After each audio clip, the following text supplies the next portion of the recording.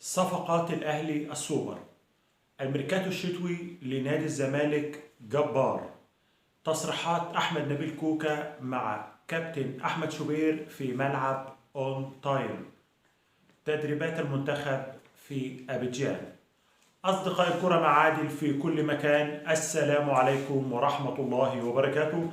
يوم جديد ولقاء جديد بلتقي مع حضراتكم للحديث عن آخر الأخبار لنادي الأهلي ونادي الزمالك وآخر استعدادات المنتخب الوطني لتصفيات كأس إفريقيا. لو بتشوفونا على الفيسبوك لايك وشير ومتابعة لقناتنا على الفيسبوك، ولو بتشوفونا على اليوتيوب لايك وشير ومتابعة لقناتنا على اليوتيوب.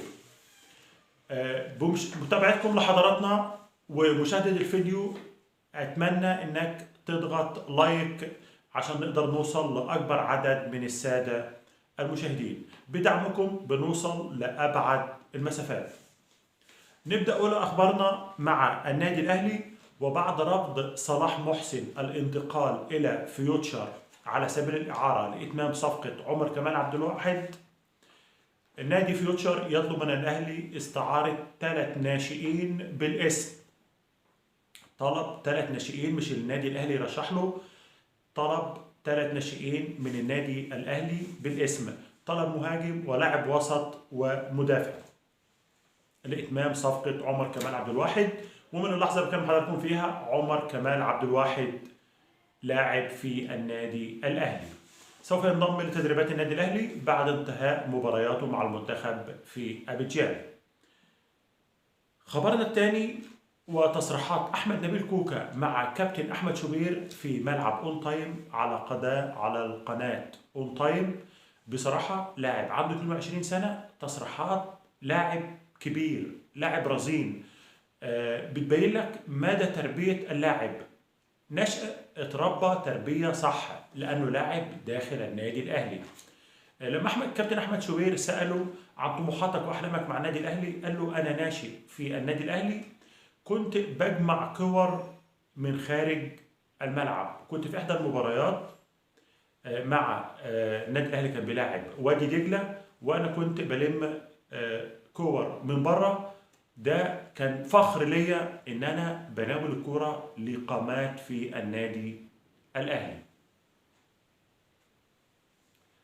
بعد كده تدرجت وكنت متأكد مليون في المية إن الفرصة هتجيلي في النادي الأهلي مش هيمشيني، وربنا كرمني وجات لي الفرصة.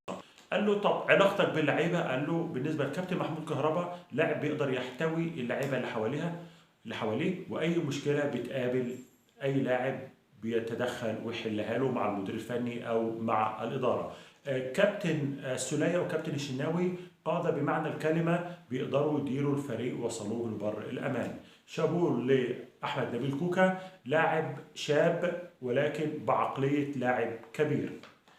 خبرنا الثالث، طبعا اتكلمنا عن وصول وسام أبو علي إلى مطار القاهرة، وتم اليوم توقيع الكشف الطبي على وسام أبو علي، والنادي الأهلي عمل له جلسة تصوير لبثها على قناة النادي الأهلي بالشال الفلسطيني. حاطط الشال الفلسطيني على كتفيه اتصور بيه، والنادي الأهلي بيحضر له مؤتمر عالمي لتقديمه. مؤتمر لازم يكون له مردود عالمي بما انه لاعب فلسطيني انضم للنادي الأهلي. النادي الأهلي بيحضر له مؤتمر عالمي لتقديمه لوسائل الإعلام. مبروك لوسام أبو علي انضمامه للنادي الأهلي ليصنع معه تاريخ حافل إن شاء الله. الأسماء اللي بقول لحضراتكم عليها ديت افتكروها كويس وركزوا معاها. الأسماء دي هتعمل قنبلة عند انضمامها للنادي الأهلي. النادي الأهلي بيحضرها للميركاتو الصيفي وليس الميركاتو الشتوي. 3 لاعبين تحت السن وواحد فوق السن. ركزوا مع الأسماء دي واحفظوها عن ظهر قلب. مامادو دومبيا اللاعب المالي، عدي الدباغ اللاعب الفلسطيني، مامادو سانكرا لاعب أسك أبيجان، ومصطفى أشرف اللاعب المصري المحترف في بروسيا مونشنجلاد باخ لاعب الوسط. عندنا دومبيا وسانكارا وعدي الدباغ 3 مهاجمين، 2 تحت السن وواحد فوق السن، ومصطفى أشرف لاعب وسط مدافع تحت السن. افتكروا اللعيبة دي كويس، دي هتكون صفقات قنبلة للنادي الأهلي في الميركاتو الصيفي. النادي الأهلي بيشتغل عليها من اللحظة اللي بكلم حضراتكم فيها. نروح بعد كده لأخبار نادي الزمالك. ونادي الزمالك بيحضر ميركاتو شتوي جبار. اليو باجي لاعب النادي الاهلي السابق واللاعب بيلعب في الدوري الفرنسي حاليا على رادار نادي الزمالك. نادي الزمالك تدخل لانهاء صفقه اليو باجي ومتوقف على موافقه اللاعب ان هو يرجع مصر تاني. النادي الزمالك انهى اتفاقه مع عبد الله السعيد الانتقال من بيراميدز لنادي الزمالك لمده موسمين. الموسم الأول ب20 مليون جنيه والموسم الثاني ب30 مليون جنيه. نادي الزمالك نادي عبد الله السعيد هيكون إضافة كبيرة لنادي الزمالك في خط الوسط. نادي بيراميدز بيطالب نادي الزمالك ب20 مليون جنيه باقي صفقة عمر جابر ودونجا.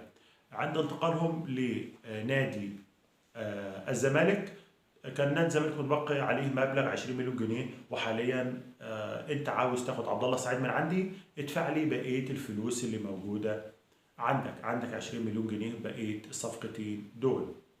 وبعد رحيل محمد صبحي الى نادي بيراميدز، نادي الزمالك بيضم حارس ليه مكانته في فريقه، كان شايل نادي انبي البلعوطي. ضم البلعوطي لمده 3 سنوات ونص، انضم الى نادي الزمالك من نادي انبي. حارس كبير ولكن مش واخد حقه في نادي انبي، هيبان في نادي الزمالك عند مشاركته. دي صفقات نادي الزمالك، بالاضافه للصفقات اللي انا قلت لحضراتكم عليها قبل كده، اللي هو محمود صابر وهشام صلاح ومحمود حماده وناصر ماهر. ميركاتو شتوي جبار لنادي الزمالك. اخر اخبارنا نتكلم عن المنتخب ووصوله الى ابيجان استعدادا لنهائيات كاس الامم المقامه هناك، واستعدادا لمباراته الاولى مع موزمبيق يوم 14 يناير الجاري، واستقبال حافل للمنتخب في ابيجان، وشعبيه طاغيه لمحمد صلاح ومحمد الشناوي اشهر مشهورين في المنتخب المصري. استقبال حافل. والمنتخب المصري ادى اليوم اولى تدريباته على ملعب التدريب الخاص به في ابيجان. بالتوفيق لمنتخب مصر بالعبور من الدور الاول وبعد الادوار التاليه ان شاء الله، ويقدر يحقق بطوله كاس الامم.